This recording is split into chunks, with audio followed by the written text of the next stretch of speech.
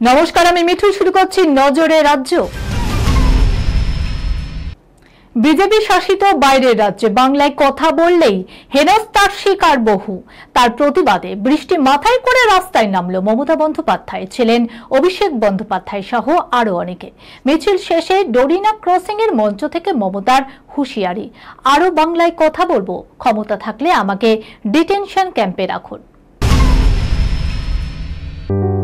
সুনির্ণয় imaging centre private limited advance প্যাথোলজিতে thalassemia screening, large size biopsy setup সহ সমস্ত পরীক্ষা, echocardiography, fetal echocardiography, CT scan, CT guided FNAC, 4D USG, USG guided FNAC, endoscopy, colonoscopy, uroflowmetry, spirometry, colour Doppler, digital X-ray, তাছাড়াও সমস্ত বিশেষজ্ঞ চিকিৎসকদের পরিষেবা একই ছাদের তলায় নিয়ে হাজির সুনির্ণয়। ঠিকানা 126/1 পিলখানা রোড, রানীবাগান, বহরমপুর, মুর্শিদাবাদ।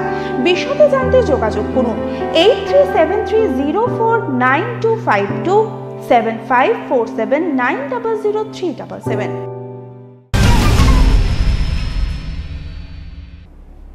শক্তি হারিয়েছে নিম্নচাপ, কমেছে মৌসুমী অক্ষরেখার প্রভাবও। তার ফলে দক্ষিণবঙ্গে সাময়িক বৃষ্টি বিরতি।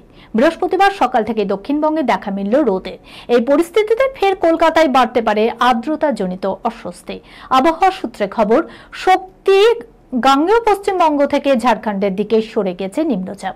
তার ফলে আপাতত কলকাতা সহ দক্ষিণবঙ্গে ভারী বৃষ্টির সম্ভাবনা নেই। তবে পুরুলিয়া, বাঁকুড়া, মুর্শিদাবাদ, বীরভূম, পূর্ব ও পশ্চিম বর্ধমানে বৃষ্টি হতে পারে। অন্যান্য অভিনেতাদের মতো সোশ্যাল মিডিয়ায় ঘন ঘন ছবি পোস্ট না করলেও নিজের ফিটনেস নিয়ে সদা সতর্ক জনপ্রিয় অভিনেতা ঋত্বিক চক্রবর্তী। সম্প্রতি নিজের ফিটনেসের রহস্য ফাঁস করল ঋত্বিক চক্রবর্তী। তিনি জানান, ফিট থাকা মানেই যে কড়া ডায়েট বা জিমে ঘন্টার পর ঘন্টা ঘাম ঝরাতে হবে এমনটা একেবারেই নয়।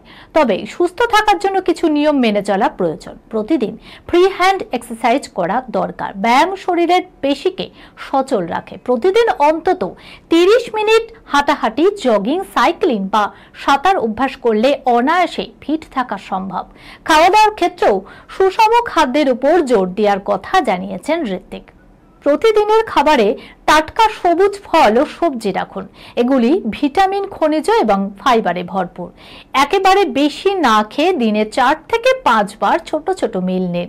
এতে হজম ভালো হয় এবং মেটাবলিজম সক্রিয় থাকে।